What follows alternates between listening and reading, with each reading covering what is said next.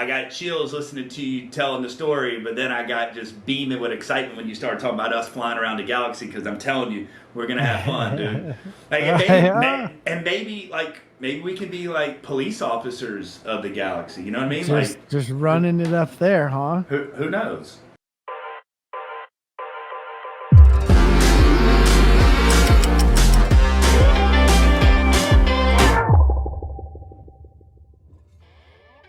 Welcome back, everyone, to another episode of Home Service Hustle, where we talk about marketing, money, and mindset. My name is Jonathan Bannister. I am your host, and today's guest is Jdub, Jayson Walker. Guys, this is a friend of mine, a dear friend of mine. He is the hottest sales trainer in the country, and for the right reasons, because he is all about giving back to this industry.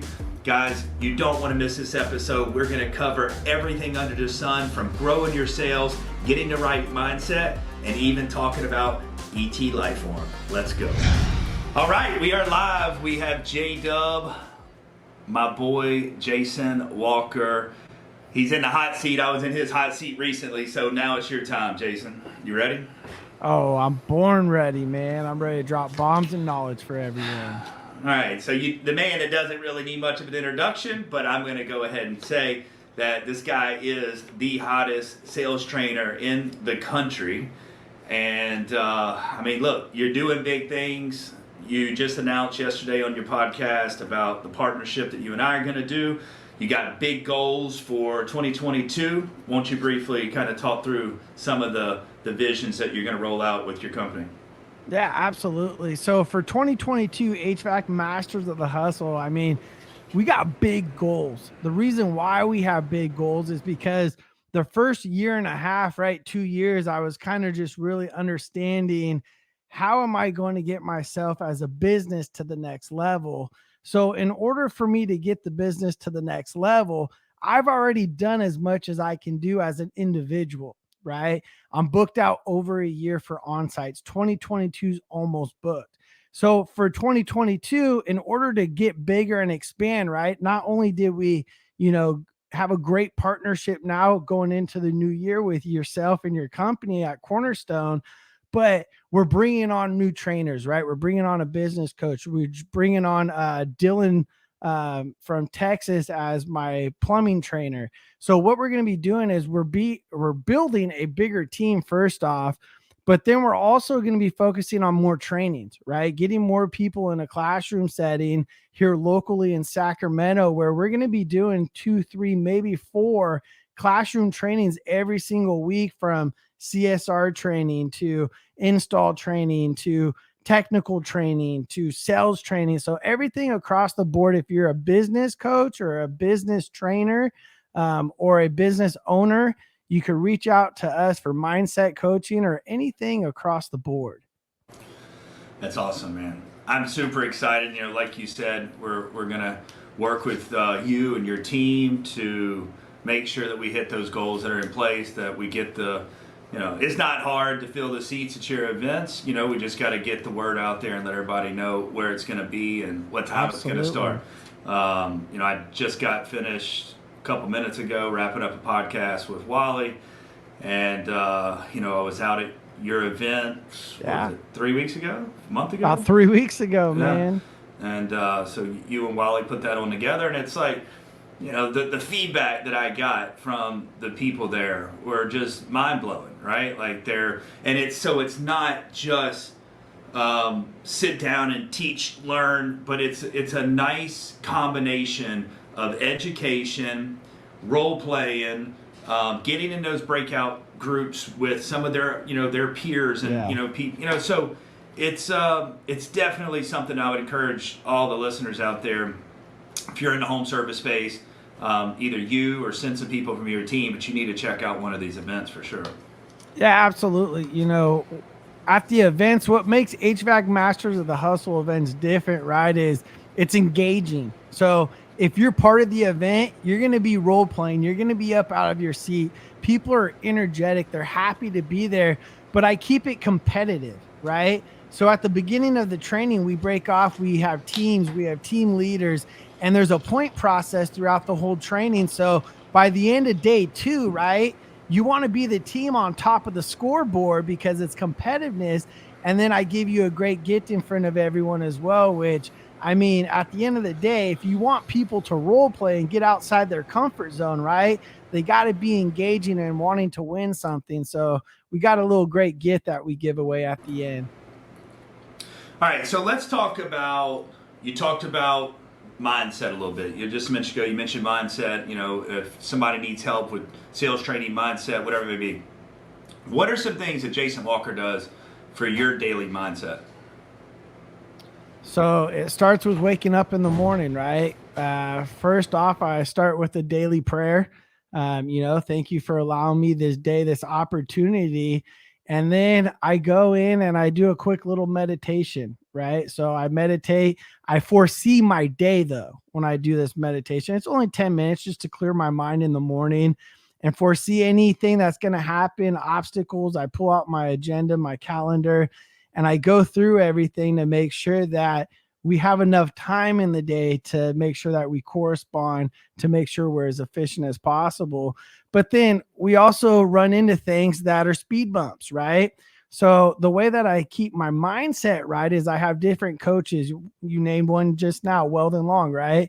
If I'm in a funk or something like that, I have these different coaches or mentors of mine that I could help get me back on that right state of mind, and then also there's so much knowledge in what we do, and there's so much gap in the HVAC industry that we're behind the window a lot, right? Driving, listening to those daily motivational videos from Trent Shelton, Eric Thomas, really gets you a clear mindset as well. I love me some ET, baby. Oh yeah. All right, so how long have you been doing the meditation and working on your mindset? I'm just going to take a stab in the dark here and say, for the listeners that don't know, Jdub and I, we kind of have similar backgrounds. We both came from law enforcement, don't really know how the hell we got into the HVAC world. Surprise!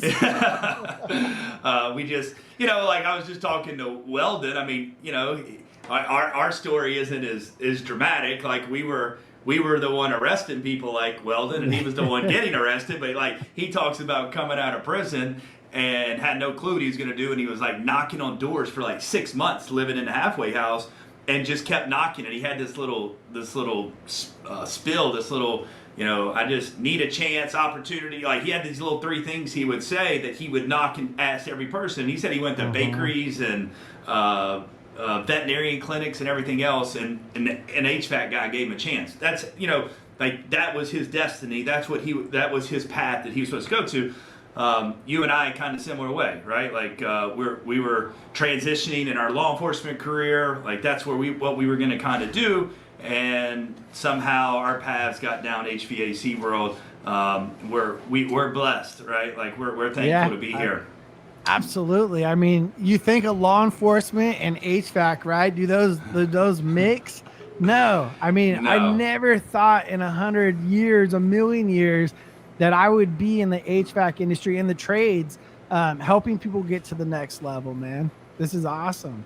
And then I'm sure when you were sweeping the floors in the inventory room or whatever, the warehouse, 12 years right? ago. Yeah. I'm sure you weren't thinking, you would be a badass podcast host and be selling out full years of training either, right? So absolutely not, man. I mean, I can remember my first day walking into the office and picking up the broom and sweeping, just because I always had good work ethic, right? Especially coming from law enforcement and the academy, that there's no downtime really, right? So I was a person that wouldn't sit there and just talk with the installers in the morning.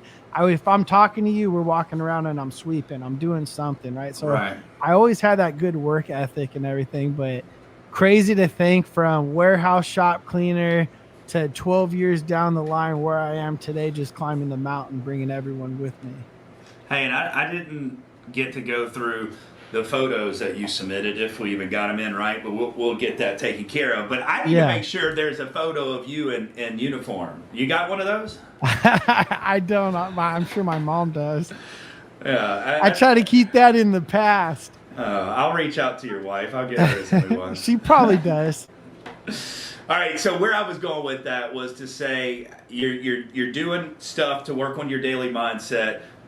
You're waking up. You're praying. You're going through meditation. You're envisioning what you want your day to look like, or what your day is going to look like, because you're going to make that happen. All my wins. I said I was going to take a stab in the dark and say you probably weren't doing this when you're in law enforcement, right? I mean, absolutely not. I didn't get really this mindset, this train of thinking, the way I think now, till I started the whole sales game. And it wasn't into maybe year 2 that I really started to adapt this winning mindset, because I started to notice that in this industry, I'm starting to create a good name for myself, right? And it all started with that. And then all of a sudden, it's just, here I am. I love your story. I mean, it's so. Oh, and I wanted to tell you that I got a call yesterday from, and it's weird because it came into, well, I have a call center here at our agency, and anything sales related goes to my sales team. But somehow the call came into me, and it must have came into me because the company's name, I won't say it now, but it came in. I was like, sure, I'll take the call. I've got 2 clients with that same company name. And I said, oh, it's got to be one of those clients. I don't know who this is, but if it came to me, maybe there's a problem, right? So I took it. And the guy's like, thank you for taking my call. He goes, but I just listened to Jayson Walker's podcast. And they're out in California, and now they're going through my sales team. They want to work with us. But I just want to tell you that, so the story behind that was the guy's like, I've always wanted to talk to Jayson. I can't wait to meet him one day. Because he's former law enforcement. Like, he was like a Las Vegas trooper for like 7 or 8 years or something, but he lives out in California. And he goes, I've heard Jayson's story, and he said because he's also a motorbike cross, whatever it's called. They're both. He said both of you guys do the same thing. So he said that that y'all's story is very much aligned. So it's really cool. And then he goes, he has no idea how he got in HVAC. He's now been at like 7 years. So it's so much like the 3 of us or the 4 of us. You throw Wally in there as well.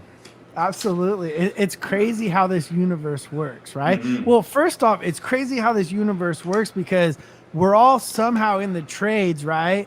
But then somehow you and I found each other, and then this guy listens to the podcast and then found us. I mean, the social networking that we're doing online and social media and what it allows us to do is absolutely insane. It's game changer.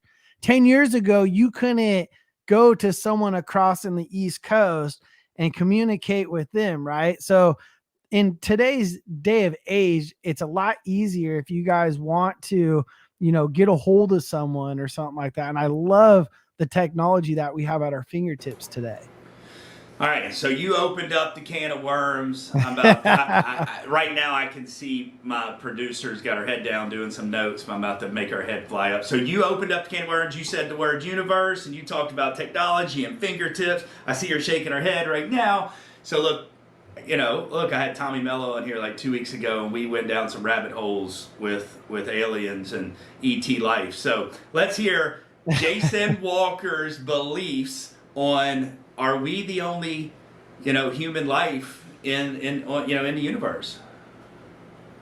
So I think we are the only human life, but I think there on other planets, there's growth of something, which is still a life form, right?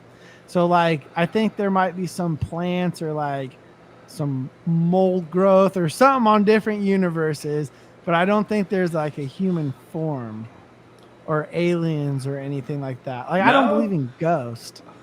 I don't think there's such thing as ghosts. I mean, I think ghosts and aliens would be 2 different categories. What about you? Oh, I'm a... Oh, God, I can see my producer shaking her head. It's so funny. I'm a huge believer in alien life form. So yeah, have you seen a spaceship?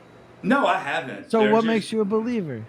Well, there's just too many encounters that are documented. There's too many documented, like you talk about with the power of technology, right? Like now, those stories could easily be suppressed over the last 40, 50, 60 years. But, you know, now it's not as easy to do because, I mean, people literally walk around and have a computer in their hands at all times, right? So, you know, I mean, look, even our federal government came out last year and said that there's ET life because it's getting to a point now with, you know, some of our military fighter planes and stuff, like they're seeing stuff while they're out there and moves that are being made in aircraft that they know for a fact they've never seen before. Like you just can't make some of these maneuvers. Like, I mean, I've been flying a plane forever. Like I can't do that. So how? I mean, I've seen the videos and stuff, but I guess I'm more of like one of those concrete guys that I have to see it to believe it. You know, if I saw a spaceship going across with like laser beam, I'd be like, oh hell yeah. But I mean, there's so like the pictures and videos that I see, I'm like, it's dark. It's like super far away. Yeah.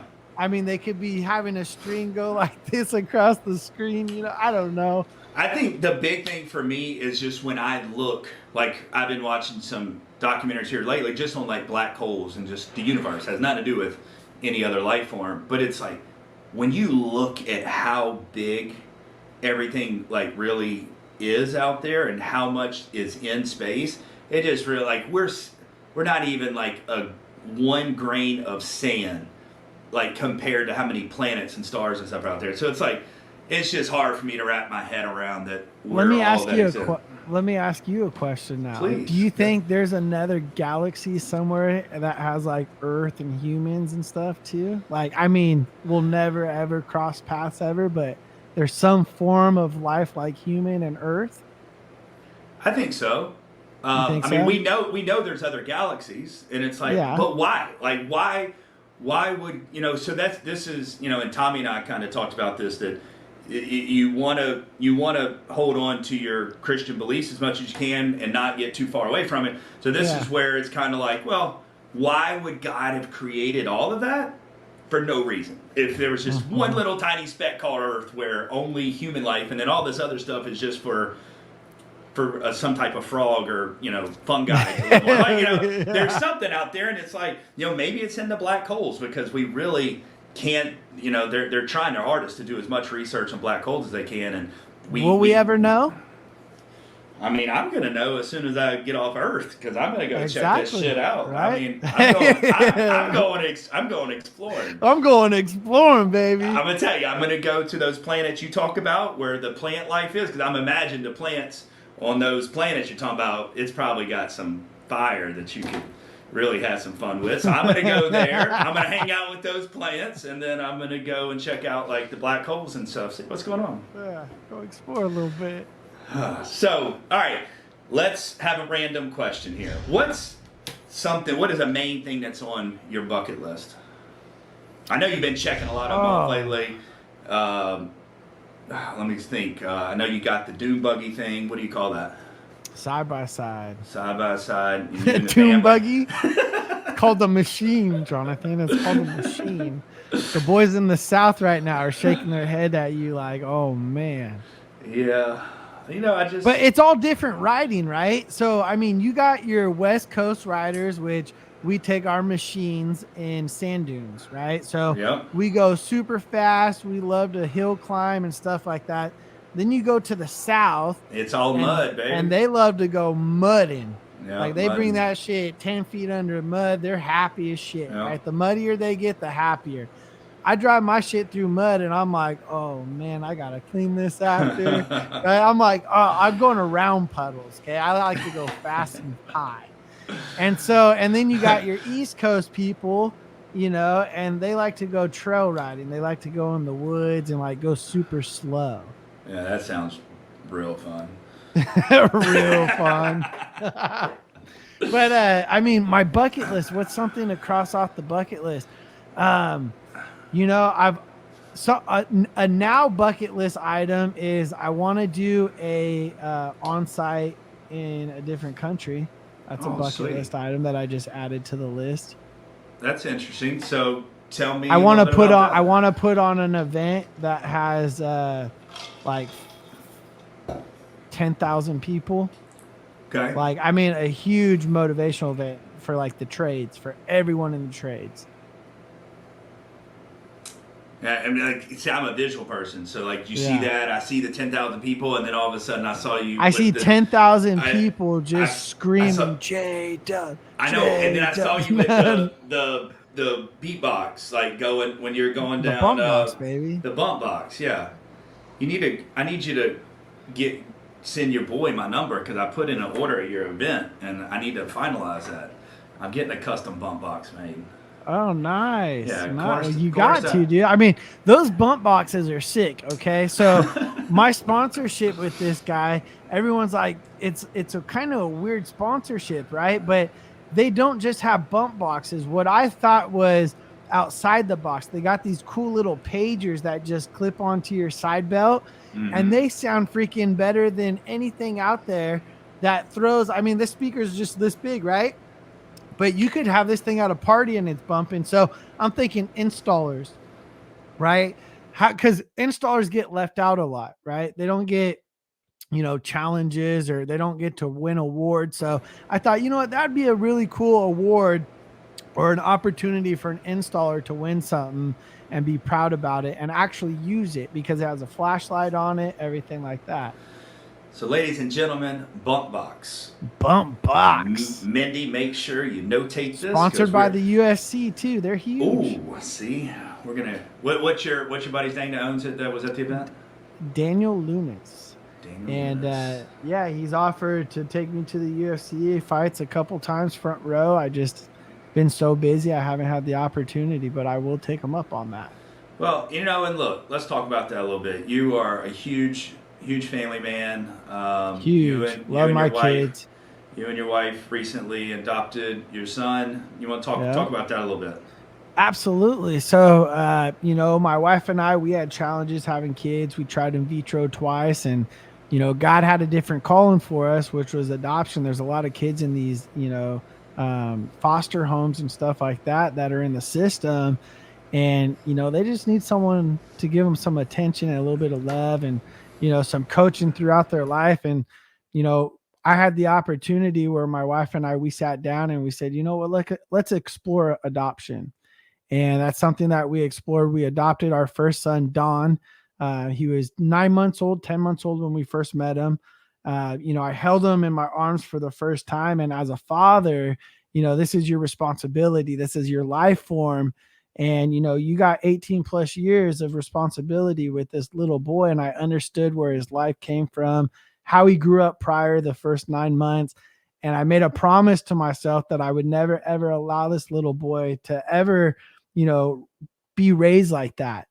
And so it's my why is to not just create financial freedom, but generational wealth. Because when I'm not here on this earth and we're out, Jonathan, exploring the galaxies and universe together, I want to have a clear understanding that I left them with their family and their family and their family to be set up with success. And then our little boy, little Jace, we just adopted. We'll be finalizing here in either February or March of 2022. And again, first time met him was 8 months old. He just turned a year old. And this is a little life form in my hand. That's my responsibility. So my why is big, but my why just got a whole bunch bigger, right? Because now I got his family and their family and their family to take responsibility and help as well for generational wealth. I love that story. I see you guys at church, and I just know that I know you're not home often because look, you're blessed to be doing what you're doing, and I know you're building a team around you to hopefully take you off the road and let you do some more classroom training so you can be with those little boys a lot more. I am one thing I heard you say, like, I got chills listening to you telling the story, but then I got just beaming with excitement when you started talking about us flying around the galaxy, because I'm telling you, we're going to have fun, dude. Like, and maybe we can be like police officers of the galaxy, you know what I mean? Just running it up there, huh? Who knows? I mean, so let me ask you a question. Law enforcement, right? You got to be tough because you get in altercations, right? Tell me about, I'm going to ask you a question. Tell me about like an altercation that you got into. It's funny you asked ever that. Get in fights? Yeah, and I'll tell you, the reason why I asked for your picture is because I've been around you, and you're really tall and, not the biggest guy I've ever seen. You're not Seth, right? I'm gonna throw it out to you. And so I was like, I mean, I bet Jayson was probably even a little skinnier back when he was a cop, you know. So like, I bet in a uniform you'd look, you know, long and tall. Probably not one of the fastest runners I've ever seen either. If you had a suspect, I'm just saying. I would beat you on a foot race. All right. I mean, you probably would because I'm not fast. But yeah. So altercation. Yeah, I got it. So just real quick, just because you are all that shit talking real quick, let me let everybody know, okay? I was actually much bigger in law enforcement because I actually worked out and I was in shape. Now I eat good and I'm skinny, right? So you would think I was like ran road bikes and ran everywhere, but I don't lift weights anymore. But no, at the time, yes, Jonathan, I did lift weights. I was in good shape and I could run really fast. You know, and I believe that, and I'm looking forward to getting those photos. But I'll tell you, I'm looking forward in that foot race. In a hotel down the lobby, or not the lobby, but just the hallway. You and I just we could fight. I mean, I guess. I mean I may have a better chance at that because I'm not fast. I've never been fast. And matter of fact, I didn't break. I had my leg broken because I used to cage fight, and my leg. So I've got pins and screws. Oh yeah, dude.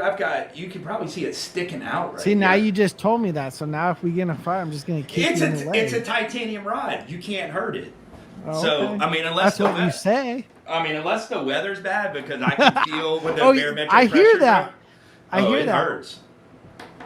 It hurts. People As a matter talk of fact, about all the time. When I was in the police academy, was probably the most running I had to do since when I used to fight, and man, there were some bad weather days, and I mean, it killed me. But obviously, there was no option to say like I'm just not going to run today because that would have just added more miles to it. So, how long was your police academy? Shoot, I was in the academy for 8 months. Yeah, I knew y'all's was longer. See, ours. Do y'all go home though?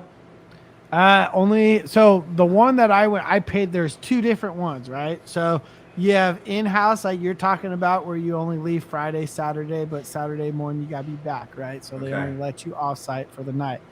I was paying for myself to go through, so I was able to come home every single night.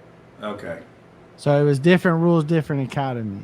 Yeah, ours was 10 or 12 weeks long, but we had to be there Monday through Friday. We had to be back Sunday afternoon. Yeah. And then after being laid off, I kept my post certs for I would retrain every single year for about 3 or 4 years after, while in HVAC, still anticipating just in case I ever did go back to law enforcement, I could still use that and go back, but now they're all expired. Yeah, I mean, you want me to make some calls and see if I can't get them reinstated? I mean, if you want. I mean, would you take the job? I mean, if it pays well. Shit. Jack, no, come on. Let me absolutely not. Law enforcement, I was making $50,000 a year, man. Let me call my life on the line. Let me call Jackie and see if she'd be okay with you going back. Yeah, right. She wouldn't sleep at night.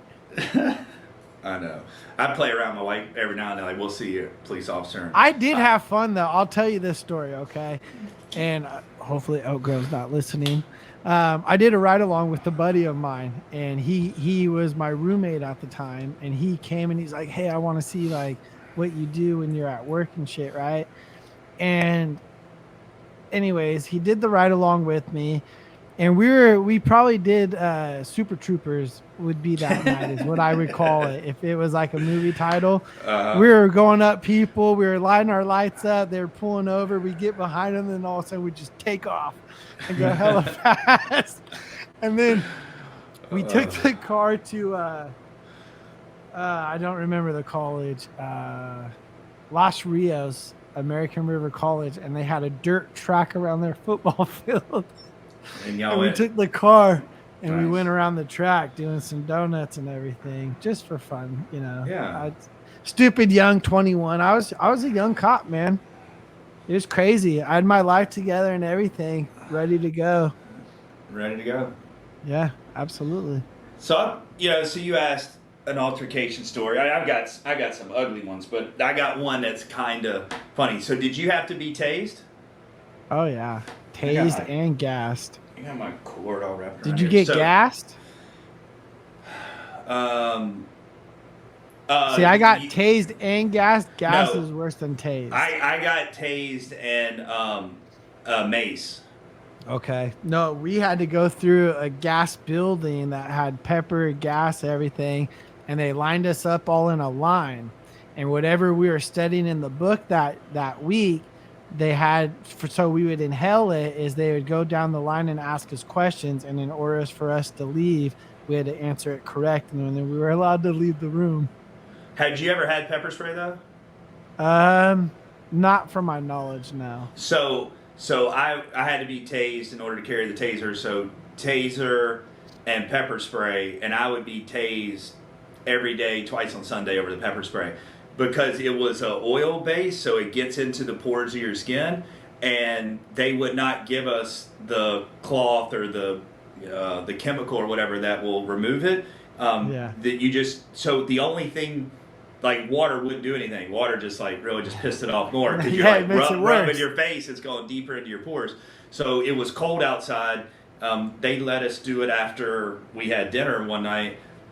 They let us like it was some enjoyable thing. So Yeah. we had to look dead in their eyes, and they sprayed us in the eyes with the pepper spray. My eyes are watering just thinking of that. Dude, As it was everyone's so looking, it was I'm like, so bad. And then you have to go through. We had to go through an obstacle course. So we had to go and handcuff someone, like go and attack someone. Like we had to go through these stations. oh yeah, I remember that. But Climb a 6-foot wall. but in order to do it, you have to be able to keep your eyes open, but your eyes want to close because it burns so bad. But then it would not go away. So it was cold outside. So the only thing that made it feel good was running at the wind because the cool breeze made it feel good. I ran back and forth for like 4 or 5 hours, like and never stopped, and it because it burned so bad. And the next morning, I remember I'd taken my contacts out for that, and then the next morning I put new contacts in or something. But that next morning, my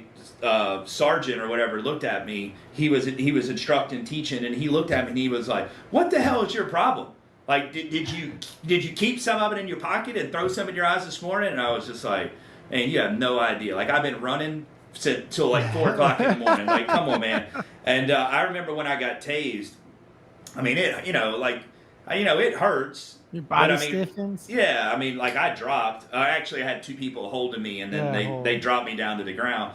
But I mean, you can't do anything, right? Like, there's nothing. Like, at least the pepper spray, you're like, God, I wish I could get this off. But when you get tased, Yeah. it's like your body goes completely immobile. It messes with your central nervous system. But anyway, so the story was, since I was tased, I knew that.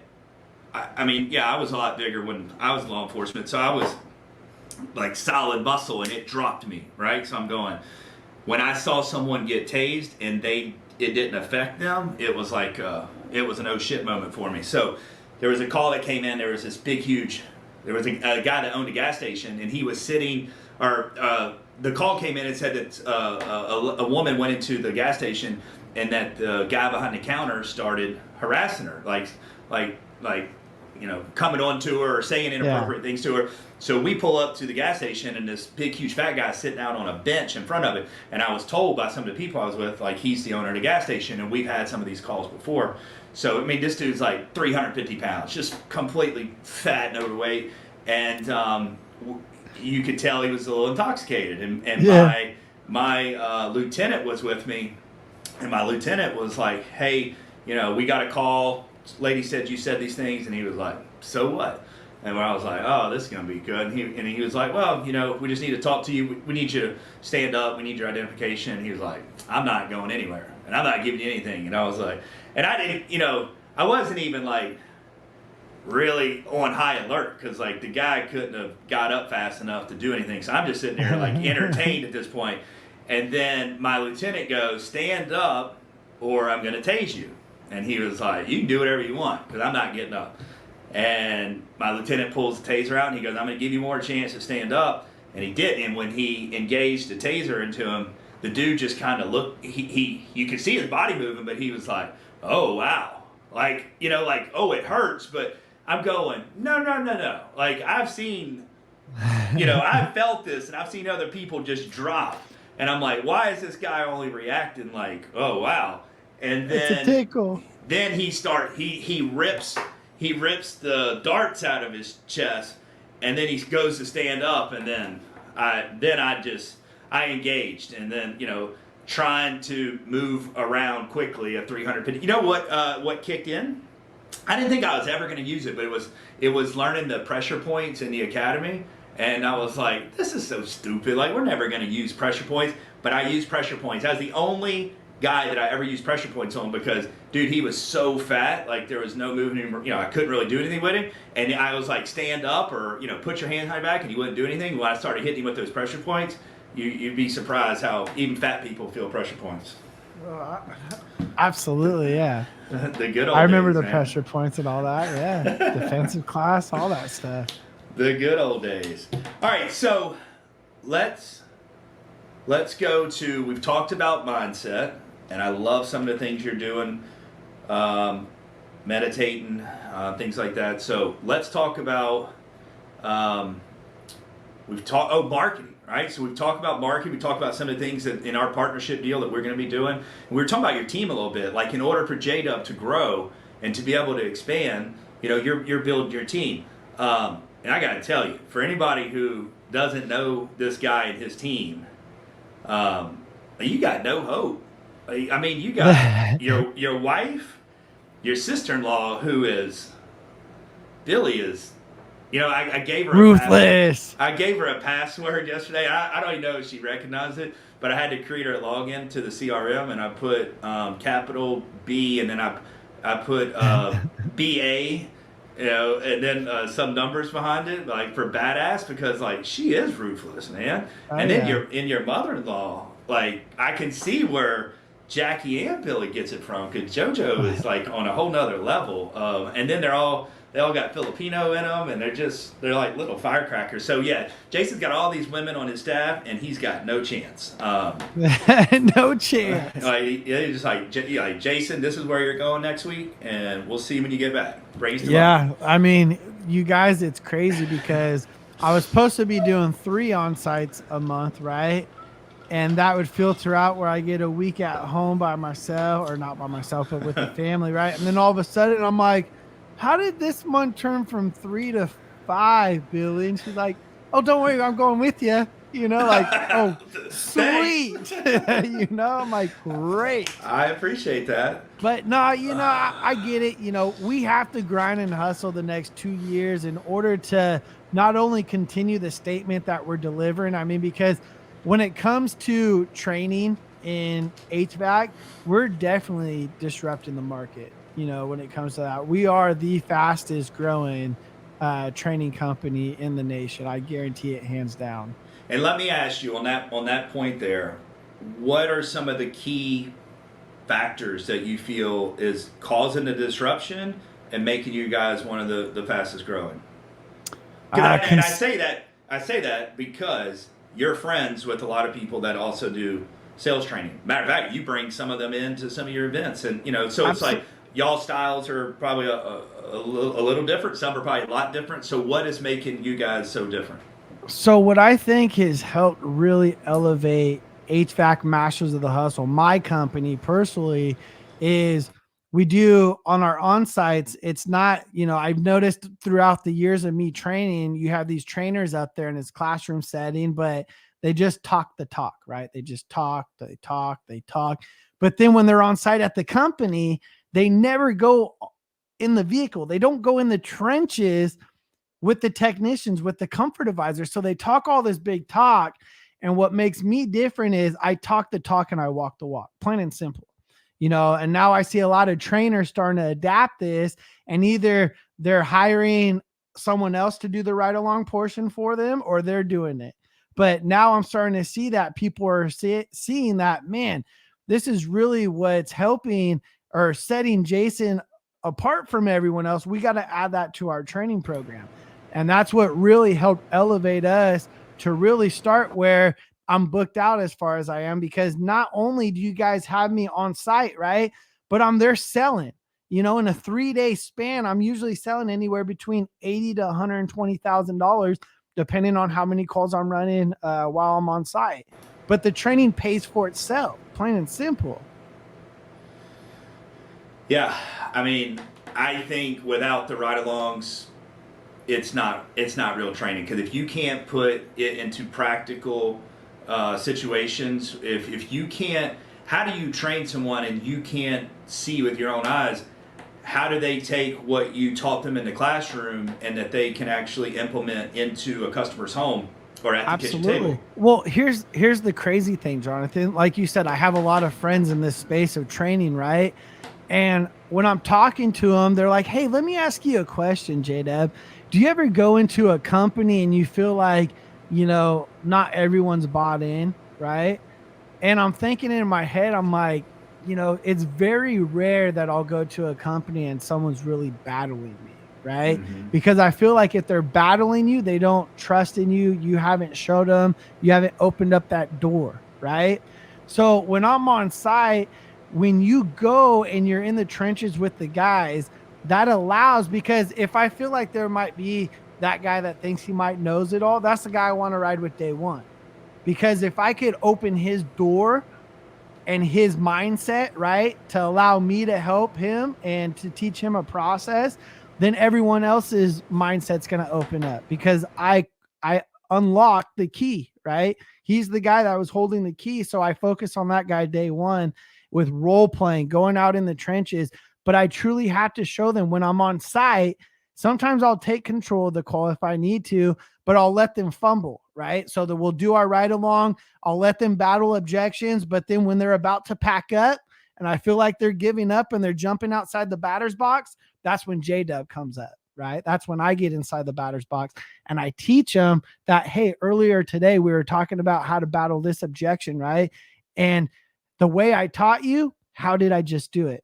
How are we walking out right now with the $19,000, $20,000, $23,000 investment signed, agreement signed, right?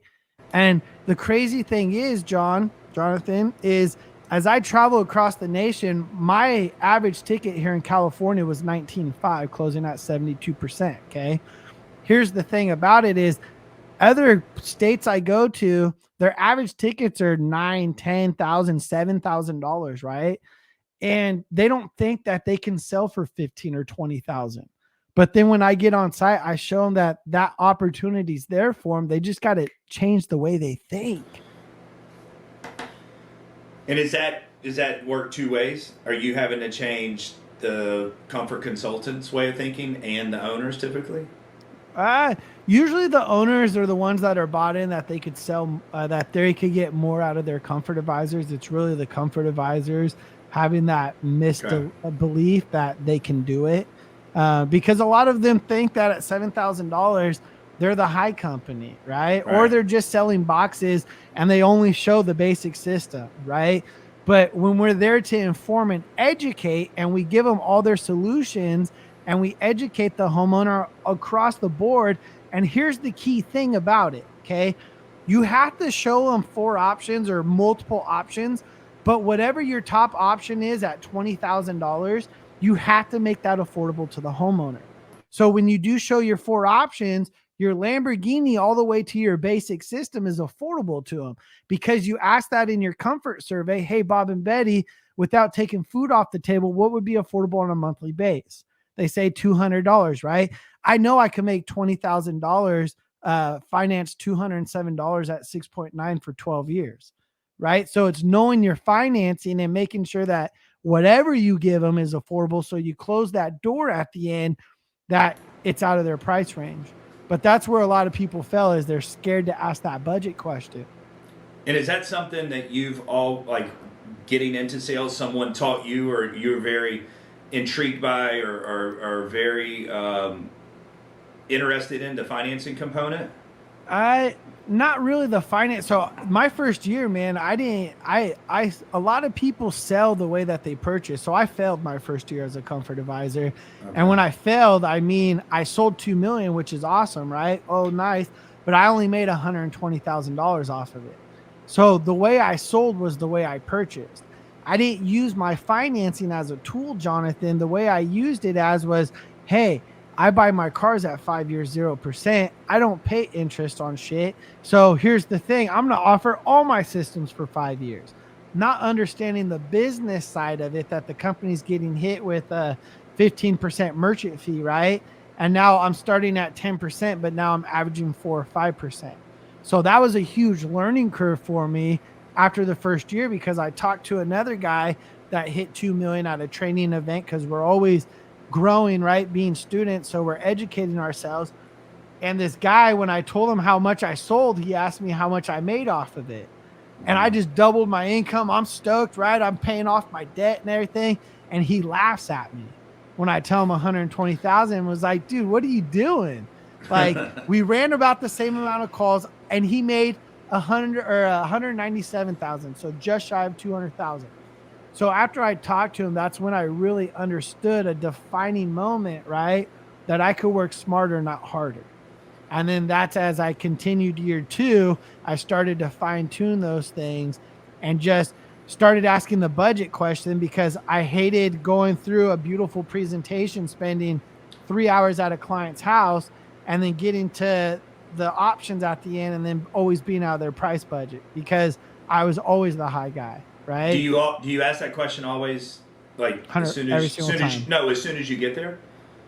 No. So before we go inside a homeowner's house, it can't be business, right? We're strangers. They're allowing us in the house.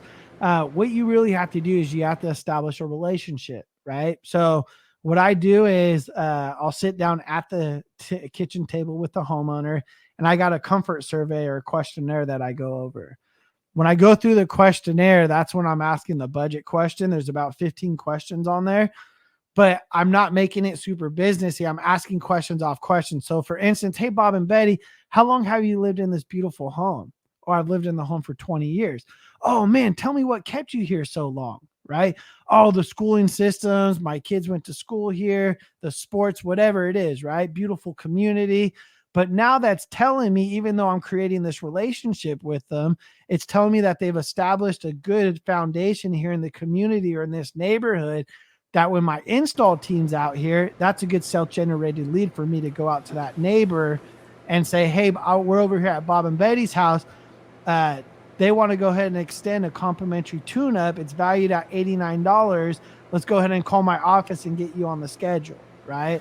And does that also? I mean, I heard you asking what brought you to this beautiful home, or how long you've been in this beautiful home, and if they start telling you the school systems and this and that, and maybe you see pictures around the home, or you see the kids in the home, and you see that Absolutely. they're junior high or something, so they're also not leaving anytime soon, right? Like that would also be an indicator that like they're okay with maybe the higher efficiency system, because it is going to be a long-term investment for them instead of selling in a year or two. Absolutely. But that's also a question that I asked too, is how long do you Okay, plan on staying in the home, right? gotcha. Because that's going to tell me what type of buyer I'm in front of, right? If they plan on staying in the home for a year, 3 years, 6 months, that's telling me they're probably going to go the basic option or the least expensive option.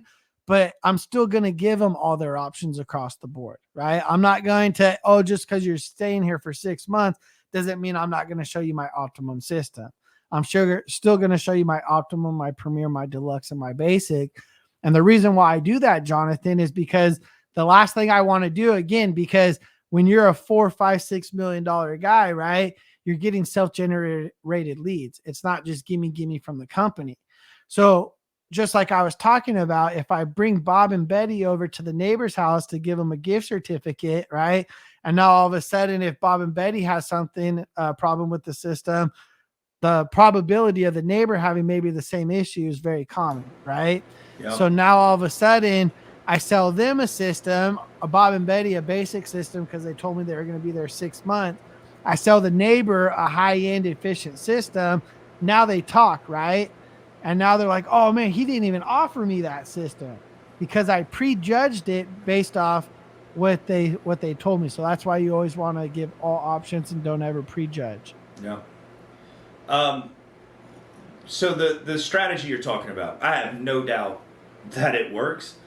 Um, how hard is it, like when you feel like you leave maybe the on-sites and doing the ride-alongs, how hard is it to keep a comfort consultant in on that strategy where they're clovering the neighborhood and they're reaching out and doing the complimentary tune-up and they're using the neighbor's name and dropping some referral tactics in there? Like, is it hard to get people bought in? Like, especially if they're a seasoned guy, they may not be like a $5 million guy, but is it hard to get them to maybe let their ego go and go out and do that strategy? No, as long as you could show them proof in the pudding, right? Okay. So as long as you could back up facts and show them. So, hey, when you're on an on-site, why don't we go to one of your installs going in today and let me show you how I do this, right? And me as a leader, show them. But here's the thing. Good question, Jonathan. After I leave, how many of them continue to do it, right? Right. Yeah. I'm not going to sit here and say everyone continues to do it because people have bad habits, right? Yeah. People go back to things that they feel are comfortable because they hate being outside their comfort zone. But there's a lot of people, at least 1 or 2, 3 people in a company that once I leave, they'll continue their growth, right? But then those are usually the guys that every time I leave an on-site, I make sure that I have a couple leaders that I assign. And those are usually the guys that I feel that are asking all the questions, all the right questions, right? Maybe I go do a self-generated lead and then they take responsibility and they go, you know what? I actually have another install going on. Why don't you come with me today and let me do it on this install, right? So they take initiative of stuff. That's what I'm looking for. So then when I am leaving, I hold two leaders accountable to run their meetings, to call me, to make sure that when I come back, because when I leave, I always do a re-sign, right? Because the value that they get exceeds what the cost of the training is. And so that when they re-sign, when I go back out there, I want to make sure that you guys have your Spartan Bragg books all dialed in, how you guys put dollar figures on your in-house guarantees and warranties so you could bridge the gap difference when you're that high price company so you're not battling, right? Yeah. So I make sure that when I get back, you guys are the leaders, but you guys also have to call me, right? You have to make sure. And then if I don't hear from them, I'll reach out. And I do set like monthly goals, daily goals. So I'll hit random like comfort advisors up. I'll go through my phone, one of my rituals in the morning, and I'll pick like 2 or 3 and I'll say, hey, I want you to run 3 calls today. I want you to close at 45% and I want you to get $22,000. And they'll hit me back and be like, I only have 1 call on my schedule today. I go, wrong mindset. How are you going to get the other 2? Right? So then I'm coaching them, making sure by the end of the day, hey, how'd your day go? I haven't heard from you, but making sure that I hold them accountable. Yeah. And I know, accountability's huge, consistency's huge, and, lifting people up or being able to compare results and keep that competitive drive going. We'll talk about that in just a second. You mentioned it in the beginning. But I feel, getting that feedback from the guys, you probably texting them, well, that's great. One of the other guys in your company, he just did such and such. And I like the fact that you are getting this feedback, kind of asking them, keeping them engaged, because like you said, like people fall back into their old habits. So I've seen some of the messaging stuff that some of these guys have sent you, and that's got to be one of the most rewarding parts of this job for you. I remember the message the guy sent you where he was like 21 or something, and he was about buying his own home, or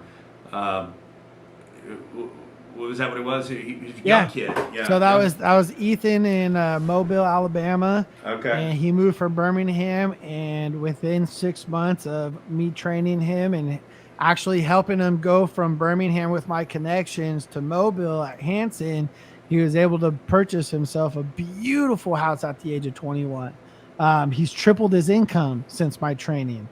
And, it's messages just like you said, like that, where, John, I promise you, man, I open up my email threads every single morning, my Facebook Messenger, my text messages, and I have threads from people telling me, dude, I just wanted to tell you your last week's episode was so such a big boost that I needed, that motivation to really elevate me and get me over this hump. Right. Yeah. Hey, just to let you know, I've been listening to your podcast for 2 years now. And dude, you've more than doubled, tripled my income. Thank you for everything that you do. Now I could provide this for my family where I was never able to. When I hear messages like that daily, that's what keeps the fuel going because I mean, podcasters fail a lot, and it's podcasting's hard, but they fail when they go on their news feed, or their news feed, my apologies, but their Libsyn account, right? And they go through their followings, and all of a sudden they're doing it for 3 months and they only have like one follower, right? For the day when they bring out their video. Then they hit their follower and they're like, oh, it's my mom on my YouTube channel going, good job, honey. Right. And then 2 days down the road, oh my God, you got another like, right? And you look and it's your aunt who talked to mom, who's saying, I talked to mom and she said it was a great podcast. Yeah. And all of a sudden you're like, dude, it's just my family members that's listening to this. So there's a lot of discouragement, but consistency going through those speed bumps and really hearing, even if it was one person that was listening to the podcast and I got just that one person's feedback saying that my podcast was helping them, 100% I would continue doing it. That's all I need is one feedback to continue the podcast, which I said I get thousands of them, which doesn't mean I don't like hearing them. So if you guys are hearing that I'm getting thousands of them and you guys are like, oh, he doesn't need to hear anymore. No, I love to hear them. Go to my email, Jaydub at HVACmastersofthehustle.com, my Facebook, and message me, you guys. I love hearing that stuff. So you said you were talking about followers and listeners. On average, how many downloads do you have a week? So it really hangs between around about 7,000 to 8,000 roughly on all platforms and everything. Yeah, that's awesome. Possibly getting discouraged in the sales process because not closing any deals, something like that. I did a webinar last year, I think, and it was right after COVID had kind of went live. So it's like April or something. I did this webinar. So I did this webinar and saw the people that signed up, and there was like 8 people, but like 6 of them were from one marketing company, and one was a plumbing company up in Chicago. And I almost considered, because I was doing another one for my manufacturer partner with York, and I almost canceled it because I was like, let me just prepare for this other one that's coming up an hour later. And I almost canceled it because of all the marketing, emails that were in there from this agency. Yeah. And so I ran the webinar, and I felt like I was running it to one person, one company. And, they're a huge, it's been almost 2 years now. They're a huge client for us. We've grown their business by $5 or $6 million over the last 18 months. Plumbing contractor in Chicago. And it's like, you just never know. Like, you can't get defeated. You got to have the mindset of that one person. You may be able to impact their lives. They may impact yours. You just never know. So, all right. So look, we're going to wrap this up by saying, big things coming to 2022. Big things. We've got your new website that's about to be launched and coming live. Some things that are going to be on there is going to be an interactive map. So Jdub and his team will be able to drop a little map wherever him or one of his team members will be doing on-site, because you guys, strongly encourage anybody in those areas where you are, like you want to reach out, you want them to reach out to you because you'd like to take them to dinner or, lunch and be able to connect and, kind of talk through what you're there doing with another contractor, right? Absolutely. So, we came up with that idea, or Jonathan did, because a lot of you guys see me on social media and I'll be like, hey, I'm going to Pennsylvania, I'm going to New York.